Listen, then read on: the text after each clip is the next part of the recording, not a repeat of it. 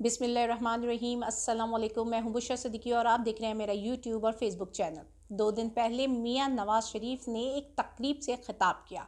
उस तकरीब की शुरुआत में मरियम बीबी ने भी कुछ बोला, हमजा शहबाज ने भी अपनी राय का इजहार किया और उसके बाद मियां नवाज शरीफ आए और उन्होंने कहा कि हमजा की बातें सुनकर मुझे जी ख्याल आ रहा है, उनकी बातों को देखकर मुझे माजी याद आ रहा है और मैं दिल में एक तूफ़ान लिए बैठा हूँ, अगर वो निकल गया तो सबको बहा ले जाएगा।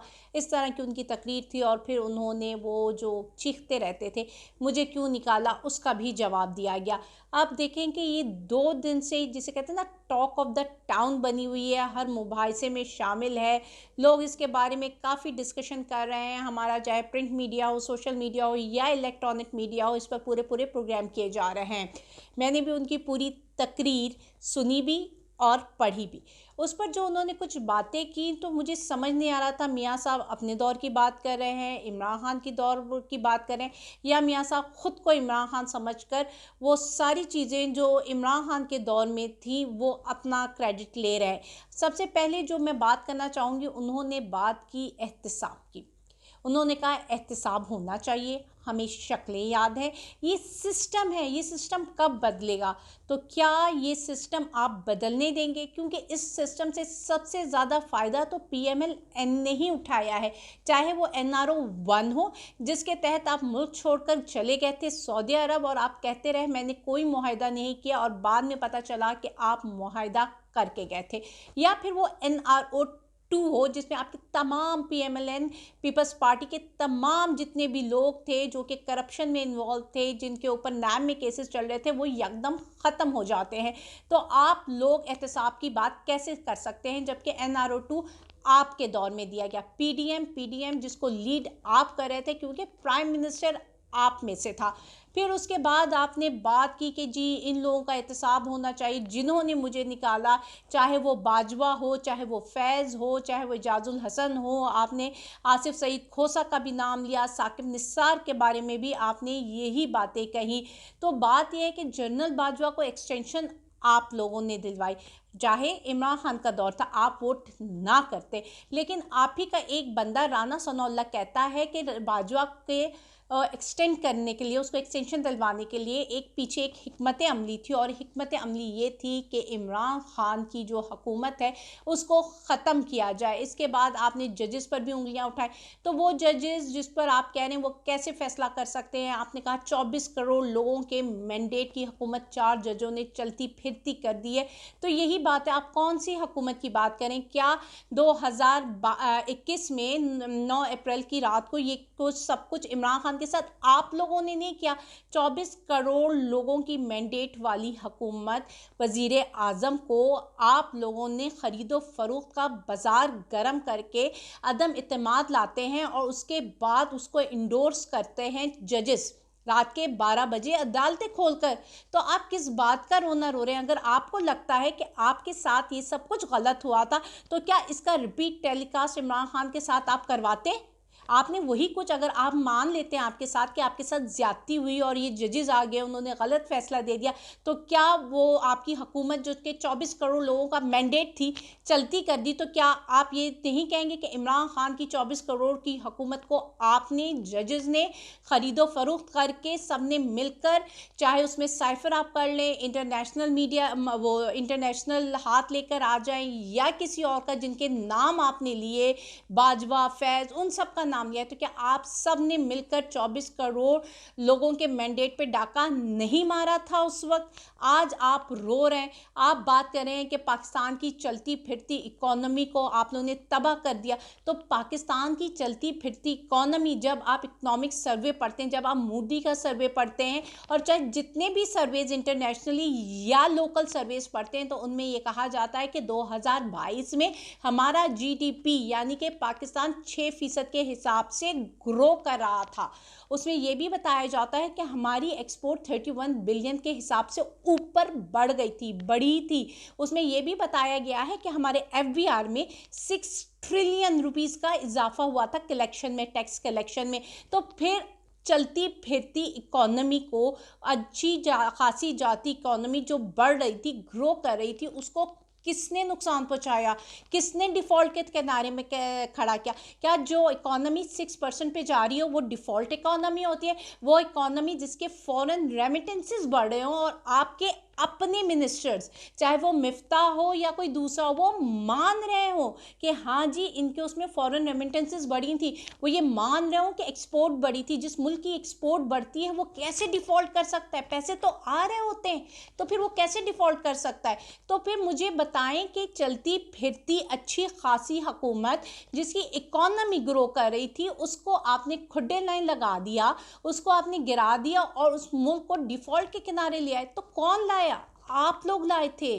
2022 में तो सब अच्छा था और कोरोना था, और अगर कोरोना ना होता तो ये और भी इम्प्रूव्ड जो फिगर्स आई हैं वो और भी इम्प्रूव फिगर्स होती। तो फिर चलती फिरती हुकूमत जिसमें इकोनॉमी आपकी ग्रो कर रही थी, उसको किसने साइडलाइन किया? आप अपना रो रहे हैं। आपको अभी जस्टिस एजाजुल हसन, आसिफ खोसा, साकिब निसार के पीछे से ही नहीं निकल रहे। तो फिर उन जजेस के भी बारे में बात की जिन्होंने रात के 12 बजे अदालतें लगाकर फैसला किया था। और आज जितना भी क्योस बढ़ा हुआ है, जितनी भी पॉलिटिकल इनस्टेबिलिटी, सियासी बदहाली का शिकार पाकिस्तान है, उसके पीछे क्या वजूहात है? आप बात कर रहे हो सिर्फ मैं और मेरे की, आप बात कर रहे हो मेरे साथ क्या जुल्म हुआ, आप बात कर रहे हो मेरी बेटी के साथ क्या जुल्म हुआ, लेकिन क्या आपकी पूरी तकरीब में ये बात हुई कि पाकिस्तान की अवाम के साथ क्या जुल्म हो रहा है? क्या पाकिस्तान की अवाम के पास आटा दाल चीनी है? आज ना पाकिस्तान की अवाम के पास बिजली है, ना पानी है, ना रोटी है, ना आटा है, लेकिन आपकी पूरी स्पीच में सिर्फ मैं था कि मेरे साथ कितनी बड़ी ज्यादती हुई, सिर्फ ये था कि मेरी बेटी के साथ कितना बड़ा जुल्म हुआ। बाकियों को पाकिस्तानी अवाम कहाँ खड़ी है? पिछले पूरे 16 महीने आप लोगों की हुकूमत करते रहे, लेकिन क्या आपके पार्लियामेंट में बैठकर कोई भी ऐसा कानून पास हुआ जो अवाम के मुतालिक हो, जिसमें अवाम की भलाई का कोई सोचा गया? कोई ऐसा बिल पास हुआ? कौन से बिल पास हुए हैं? आपके NRO 2 जैसे बिल पास हुए, इलेक्शन में अमेंडमेंट्स करवा दो जी, जजेस के अख्तियारात में अमेंडमेंट्स करवा दो जी, थोक के हिसाब से, जिसे कहते हैं ना भाव के हिसाब से आप लोगों ने बिल पास किए। मुझे एक बिल बता दीजिए 16 महीनों में जिससे आप ये कहेंगे इससे अवाम को फ़ायदा पहुंचेगा, इससे अवाम की भलाई होगी, मुल्क के पाकिस्तान की भलाई होगी। मुझे कोई एक बिल आप उठाकर दे दीजिए।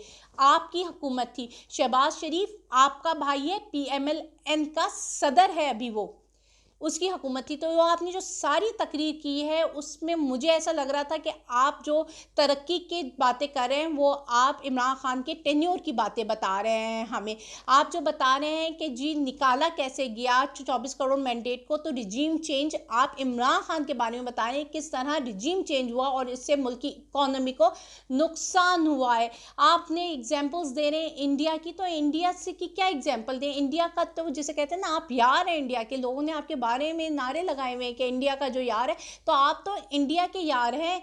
आपने कब इंडिया के साथ जब भी हमारा मुकाबला हुआ है, आपने कब पाकिस्तान को लीड करने दिया या पाकिस्तान को आपने उनसे ऊपर किया? हमेशा आपकी वजह से हम लेट डाउन हुए। कारगिल की वॉर किसने कहा पीछे हट जाओ? अगर हम पीछे ना हटते तो क्या हम जीतते नहीं? वो जीती हुई जंग थी जिससे हमें पीछे हटना पड़ा और हमारे लोग शहीद हुए, हमारी जानें गई। हमने उन लोगों को निशाने हैदर तो दिया, लेकिन उन निशाने हैदर का आप देखो एक बंदा जान से चला गया, वो जीत के किनारे पर था और आपने उसकी जो जीत है उसकी शहादत को ज़ाया कर दिया। किसने किया?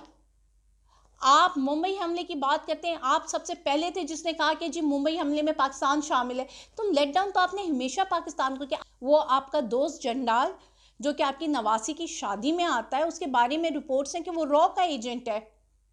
आप फिर कहते हो आप इंडिया से कंपैरिजन करते हो। इंडिया तो लॉबिंग कर रहा है कि आप आएँ, क्योंकि इंडिया को लगता है कि अगर नवाज शरीफ पाकिस्तान का वज़ीर आज़म होगा तो हमारे लिए चीज़ें आसान हो जाएंगी, हमारे लिए कश्मीर को हासिल करना आसान हो जाएगा, हमारे लिए एशिया की सुपर पावर बनना आसान हो जाएगा, और जहाँ पे हमारे मफादात हैं वहाँ पे हमारे मफादात जिसे कहते हैं ना सेफ गार्ड करना, हमारे इंटरेस्ट को सेफ गार्ड करना आसान हो जाएगा, सिर्फ और सिर्फ नवाज शरीफ की वजह से। आप बात कर रहे हो कि जी उनके पास ये नहीं था, उनके पास वो नहीं था। आप देखो उनके पास क्या है अभी, और वो आपकी लॉबिंग क्यों कर रहे हैं? पहला जवाब तो आप आवाम को ये देना कि why India is lobbying for you. क्यों इंडिया चाहता है कि नवाज शरीफ वज़ीर आज़म बने? फिर हम गद्दारी के फतवे आम आवाम पे लगा रहे हैं, पाकिस्तान के हर शहरी को पकड़ कर कहते हैं ये गद्दार है, जो बोलते हैं आप कहते हो वो गद्दार है। तो हुकूमत किसकी है? अभी भी लोग यही कहते हैं कि डी फैक्टो हुकूमत तो नून की है, क्योंकि चाहे वो आहद चीमा हो, फवाद हसन हो, ये सब किसके बंदे हैं, किसके वज़ीर लगाए गए हैं यहाँ पे? जितनी भी अभी निगरान सेक्टर में जो वज़ीर लगे हुए हैं वो किसके बंदे हैं ज़्यादातर?